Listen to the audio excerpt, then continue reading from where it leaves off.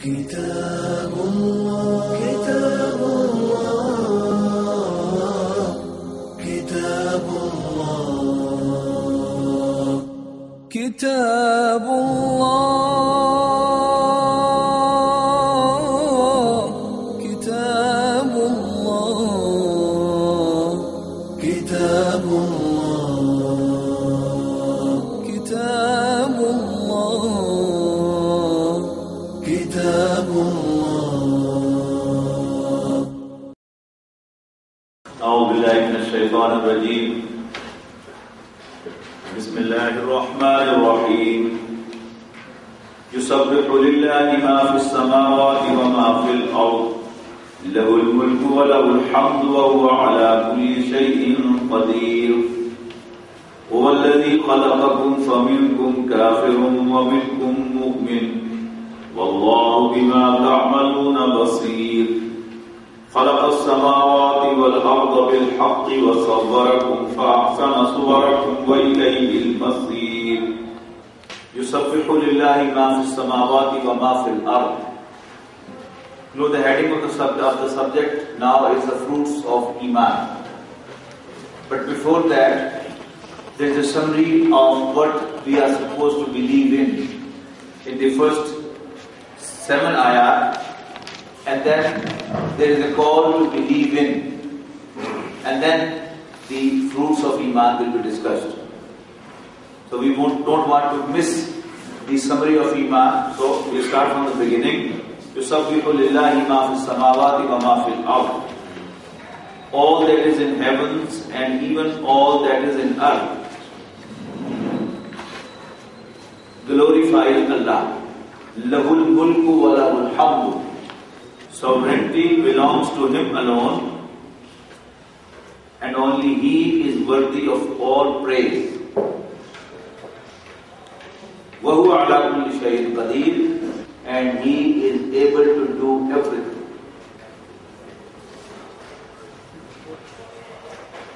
Able or capable, anyone you can write. He is capable to do everything, or He is able to do everything. هُوَ الَّذِي خَلَقَكُمْ. It's He who created you alive. As we learned yesterday in Ayat al-Nur, everybody has got qalb and everybody has got ruh. Then it's man who decides whether to believe in Him or to deny Him. So next part is فَمِنْكُمْ كَافِرٌ. However, some of you are non-believers. وَمِنْكُمْ مُؤْمِنٌ. And others are believers. So Allah Almighty created all of us alike. But then there is a division. Some believe and some don't. وَاللَّهُ بِمَا تَعْمَلُونَ بَصِيرٌ.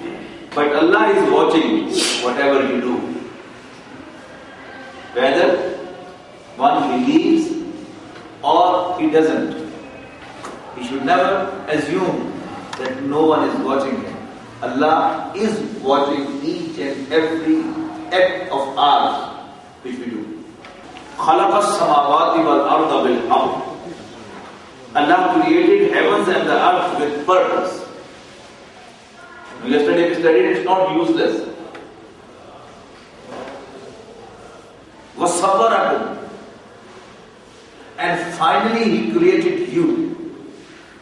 He gave you shape. You know, Allah Almighty created heavens, earth, trees, plants, animals, birds. But what finally He created? Man. So Allah Almighty created everything. Finally He gave you the excellent shape. وَصَوَّرَكُمْ. He gave you the excellent shape, both physically as well as spiritually.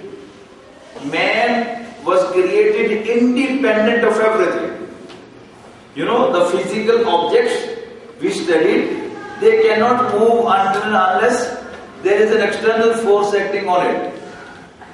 animals cannot control their desires until there is an external force acting on it. Man is independent. That was the best shape given to him. Nothing in this universe has got this shape. Most important. Until we recognize man to be the greatest, we cannot study the Quran. Because why Allah gave Quran to man? No bird was given Quran. No animal was given Quran. Why man was given Quran? Because it has the ability to act with his free choice. So, Allah Almighty created heavens and the earth with a purpose. وَصَفَرَكُمْ. And finally, He gave you an excellent shape. فَأَحْسَنَ صُوَرَكُمْ. Well, what a nice shape He gave you. وَإِلَيْهِ الْمَصِيرُ. And ultimate destination is to Him alone. Rasulullah sallallahu alaihi wasallam beautifully summarized the whole thing. إِنَّمَا الدُّنْيَا خُلِقَتْ لَكُمْ. Indeed, this world has been created for you. And you have been created for the hereafter. Indeed, this world has been created for you. But you have been created not to live here forever. But you have been created for the after. For the hereafter. So, Allah Almighty created heavens and the earth with a purpose, and finally He shaped you, and what an excellent shape He gave you. وَإِلَيْهِ الْمَصِيرُ. And ultimate destination is to Him alone. Then there is coming an ayah on Allah's knowledge. The Quran every now and then mentions Allah's absolute knowledge. But perhaps, to my knowledge, this is the most profound ayah of the Quran on this subject. Look. يَعْلَمُ مَا فِي السَّمَاوَاتِ وَالْأَرْضِ. Allah knows all that is in heavens and the earth. It doesn't include everything. Yet, some other explanation. وَيَعْلَمُ مَا تُسِرُّونَ وَمَا تُعْلِنُونَ. He knows what you conceive. And so does He know what you reveal. Beautiful. وَاللَّهُ عَلِيمٌ بِذَاتِ الصُّدُورِ. Not only the acts are known to Him, but even the intentions behind are known to Him. If you go to an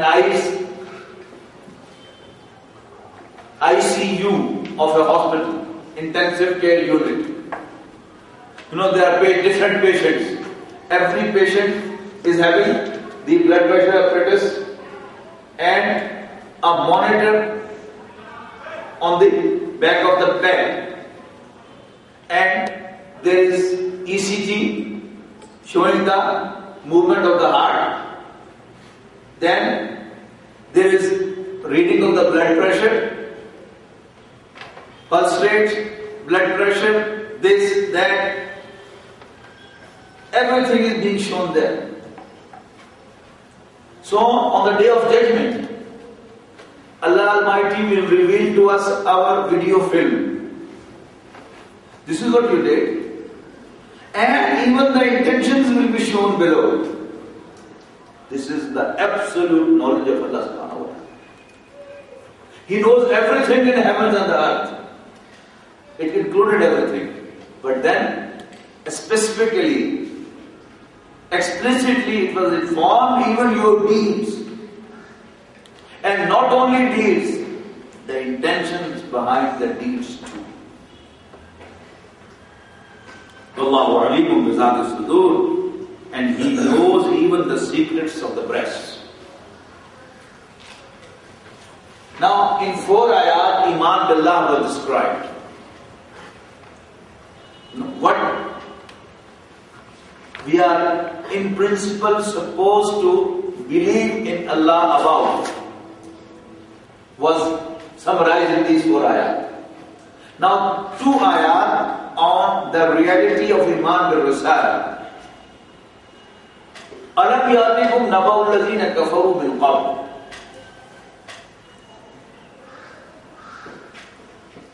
Haven't you heard of those who disbelieved before you, who refused to believe before you? And let me make it clear. One is what to believe in detail, but the other is the definition of a believer. When we say what to believe, we will go into all the details. We are supposed to believe in Allah in these respects.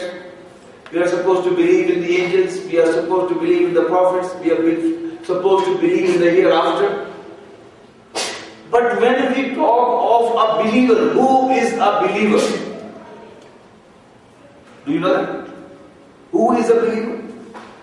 Do you know? Believer, remember, very important subject. Keep it highlighted in your notes. Belief is the belief in the Prophet. To make it clear, let me tell you. Jews, they believe in Allah the way we believe in Him. They believe in the angels the way Muslims believe in the angels. They believe in the hereafter the way we believe in the hereafter. They believe in the prophets the way we believe in the prophets. Are they Muslims? No, they are not. Why?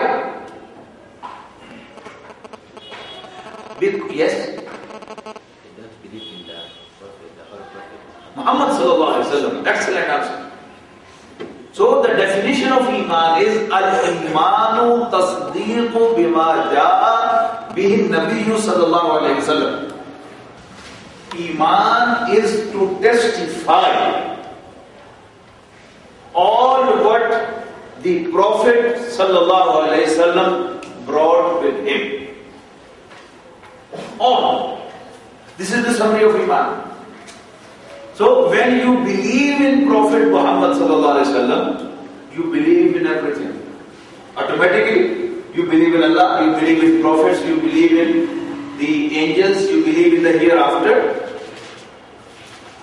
So, Iman bi Muhammad sallallahu alaihi wasallam as Allah's messenger includes all the Imans. All you are supposed to believe. But if you believe in Allah, no matter with how much tawheed you believe in Him, yet you are not a Muslim.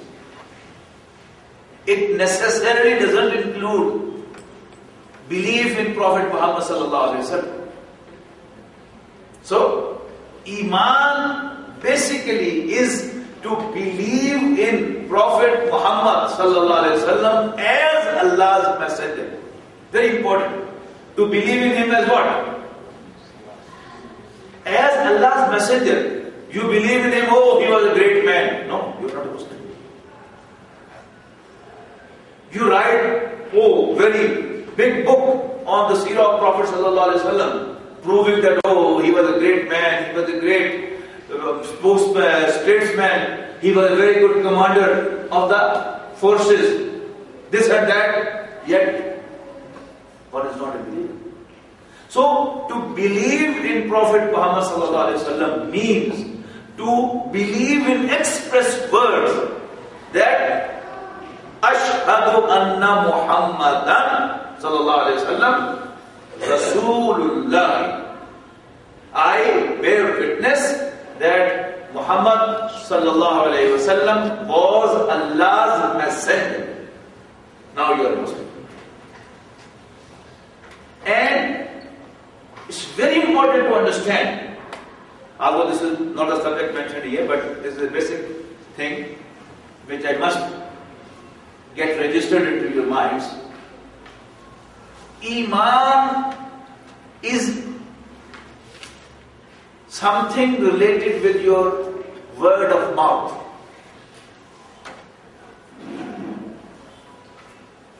So, anything, in any way you deny this statement from the word of your mouth, Iman will be gone. I give you an example. Father and son are two brothers. How they happen to be brothers? Allah made both of them son of the same father, so they are brothers. They had no role in becoming brothers to each other. Did they have? No. Therefore, if one brother says to the other, "You are not my brother, get away from me, leave my house, don't offer my janazah, I am angry with you," will he cease to become his brother? No. Whereas, there is another relation. You accept a woman as your wife with the word of your mouth, and she becomes your wife, and with the same mouth you say, "Get out, you are not my wife, I divorce you," she's gone. So the relation produced by Allah cannot be finished by the word of mouth of a man. Whereas the relation produced by the word of mouth will come to an end with the word of mouth too. You say accept it, she becomes your wife. You say divorced, she is not your wife. Similarly, this Iman is a word of mouth. You said Ashhadu an la ilaha illallah wa ashhadu anna Muhammadan Rasulullah, you become a Muslim. And by saying Muhammadur Rasulullah, in fact you testify all what Muhammad sallallahu alaihi wasallam brought with him. And when you deny even single point of what he brought, you will be out of Islam. So it's very important that we have not to deny anything mentioned in the Quran brought by Rasulullah sallallahu alaihi wasallam, or anything proved from him, from Sunnah proved. You are not supposed to deny. It's very important. I may not understand a thing, I will keep quiet. But I have to say, yes, it's true because Rasulullah sallallahu alaihi wasallam said it, though I don't understand. So, I was telling you it's the word of mouth. So, maybe you are considered to be a highly intellectual person and you feel what the people would say, "Oh, Shaykh so and so, he doesn't know the meanings of this." Let anyone say anything, but the most precious asset you have is Iman. Iman is the most precious thing I have. I have this body. I have the life, very precious. I have children, very precious to me. I have got some property, very precious to me. But I must remember the most precious asset that I have is Iman. And as Muslims, as believers, we should have a firm belief that we are better than any kafir. Any kafir. A believer may be a wrongdoer. He is better than a non-believer, no matter how man of character is he. Why? Because he is a believer. No, the modern intellect doesn't allow this to be said. And this is what